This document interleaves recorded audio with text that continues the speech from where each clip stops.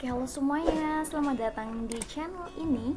Jadi kakak di sini akan membagikan informasi mengenai apapun yang berkaitan dengan soal-soal kimia ya, baik itu nanti materi di sekolah, kemudian persiapan masuk perguruan tinggi ataupun soal-soal lainnya. Sebelum kita membahas soal-soal dan materi kimia lebih banyak lagi, jadi pertama kita tahu dulu ya, ini kakak akan berikan informasi mengenai HOTS dan LOTS. Apa sih perbedaannya?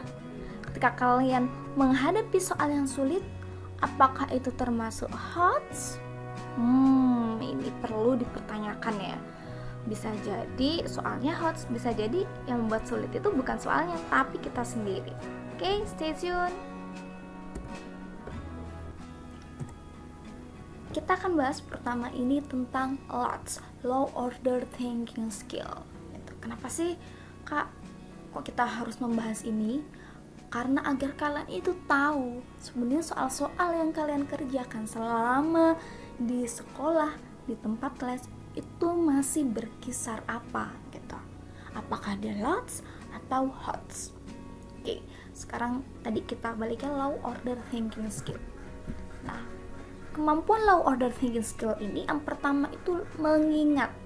Jadi pasti kan sudah dijelaskan materi ya oleh guru atau tutor atau tentor. Nah, ketika kalian mengingat, proses mengingat ini berarti masih termasuk low order thinking skill. Jadi ketika kalian menghafal mengingat sesuatu, menirukan kayak gitu, ada konsep-konsep kalian ingat, nah itu termasuk low order thinking skill. Nah, kemudian memahami, setelah kalian ingat, kalian paham, oh tadi itu materinya tentang ini, dan ketika kalian diminta untuk menjelaskan, kalian bisa menjelaskan itu. Kemudian mengaplikasikan di sini dari materi yang sudah kalian ingat, kalian mampu memahami konsepnya. Kemudian kalian diberikan soal dan itu tinggal menggunakan apa yang kalian ingat tadi, apa yang kalian pahami, itu termasuk soal-soal low order thinking skill. Oke? Nah, sekarang kalian bisa itu ya review kembali kira-kira yang banyak soal-soal yang kalian kerjakan itu bagaimana, levelnya apa. Nah, nanti kakak akan jelaskan di belakang mengenai gimana sih tipe-tipenya ya, biar kalian juga tahu gambaran, oh kayak gitu tuh soalnya ternyata LOTS gitu. Nah, bagaimana kalau dengan soal-soal HUTS? Jadi di sini itu proses berpikirnya ya. Jadi karena sudah mengingat, memahami, mengaplikasi.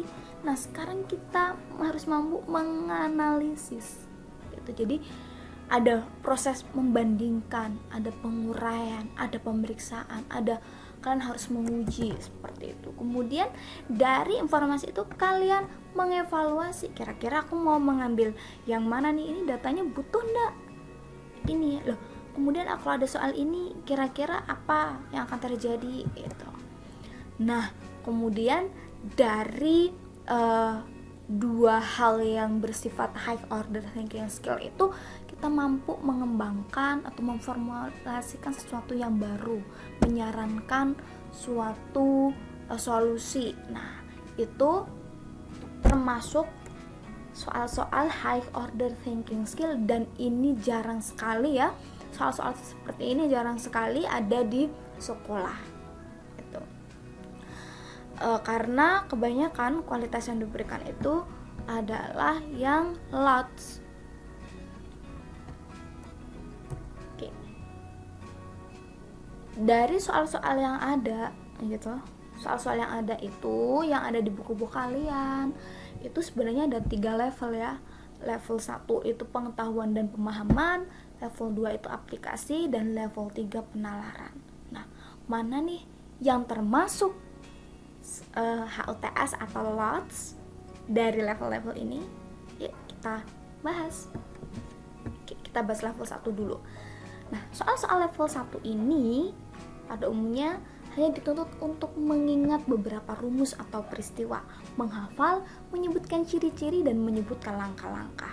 Jadi soal-soalnya itu biasanya suruh menyebutkan, menjelaskan, menghitung gitu. Nah, ini termasuk bukan soal HUTS ya. Jadi ini soal lots itu tadi. Kemudian ini salah satu contoh soal kimia yang dia itu lots. Nah, di sini diketahui senyawa X ternyata memiliki sifat-sifat mudah larut dalam air, dapat menghantar listrik, kemudian titik didih dan titik lelehnya tinggi. Setelah itu dari informasi itu kalian disuruh menentukan jenis ikatan dalam senyawa X tersebut apa. Di sini ada jawaban A. Mengapa soal ini bukan HOTS? Karena soal ini hanya mengandalkan ingatan mengenai apa? Mengenai sifat-sifat yang dimiliki oleh senyawa yang berikatan ion. Nah itu. Jadi ternyata soal seperti ini tuh soal LOTS ya, bukan HOTS.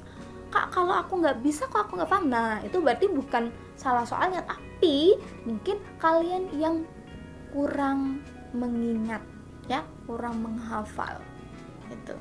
Oke.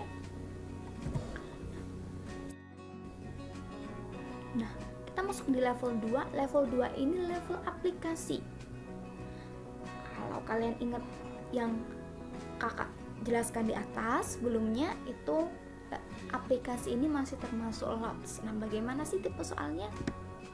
Nah, pada umumnya level 2 ini dia menggunakan pengetahuan yang sudah kalian peroleh, tapi dia dikombin gitu ya, dikombin dengan beberapa konsep seperti itu. Kemudian di sini juga menghafal, mengingat, dan di sini utamanya itu menerapkan, kemudian menggunakan, menentukan, menghitung, membuktikan. Nah itu masih termasuk soal aplikasi dan itu bukan HTS, bukan HOTS. Contohnya pada soal kimia seperti ini. Tahap awal pembuatan asam sitrat dalam industri melibatkan reaksi oksidasi amonia yang menghasilkan nitrogen monoksida dan uap air menurut reaksi berikut.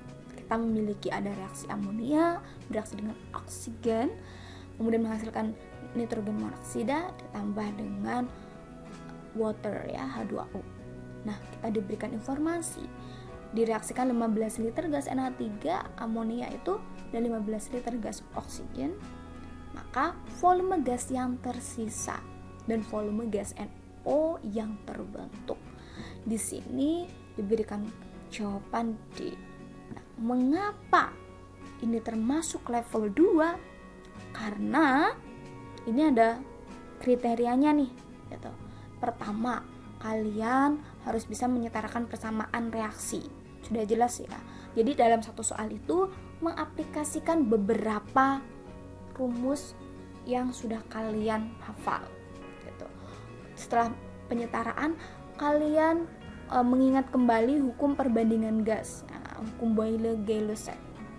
Kemudian setelah itu kalian menentukan perbandingan koefisiennya sebagai perbandingan volume. Dan terakhir yaitu menghitung volume gas beraksi yang habis beraksi dan yang tersisa serta menentukan volume gas hasil reaksi. Dari sini, padahal kalau kita merasa, aduh kak, ini kan aku nggak paham, berarti ini soal HOTS. Nah, bukan ya. Jadi mulai dari sini kalian udah mulai memahami nih. Jadi soal HOTS itu yang memerlukan pola pikir yang tinggi. Sedangkan kalau soal sulit itu relatif terhadap kemampuan kalian masing-masing. Jadi belum tentu, oke? Sekarang kita di level ketiga, yaitu level penalaran. Nah, pada level 3 ini menuntut kemampuan menggunakan penalaran dan logika untuk mengambil keputusan. Kemudian memprediksi dan merefleksi, menyusun strategi baru untuk memecahkan masalah kontekstual yang tidak rutin, dan menginterpretasi, mencari hubungan antar konsep. Nah, ini sudah banyak sekali ya konsep yang masuk.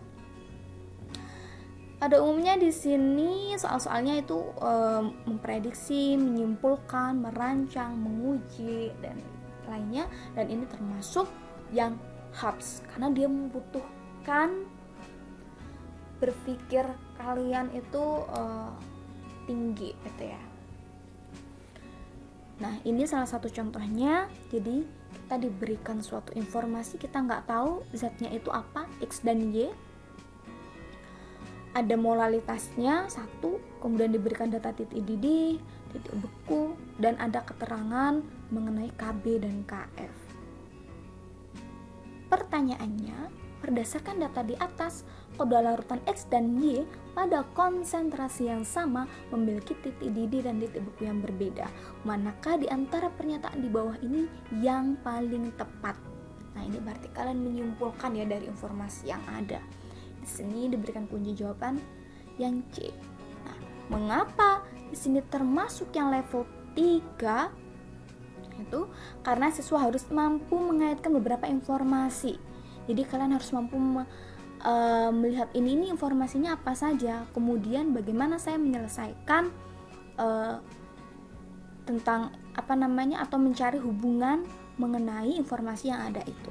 Nah, pertama kita diberitahu data molalitas X dan Y dengan titik didih dan titik beku. Nah, di situ kalian harus tahu apa sih sebenarnya kaitan titik didih dan molalitas. Kemudian apa sih kaitannya dengan KB-nya gitu, apa rumusnya. Nah, itu kan saling berkaitan.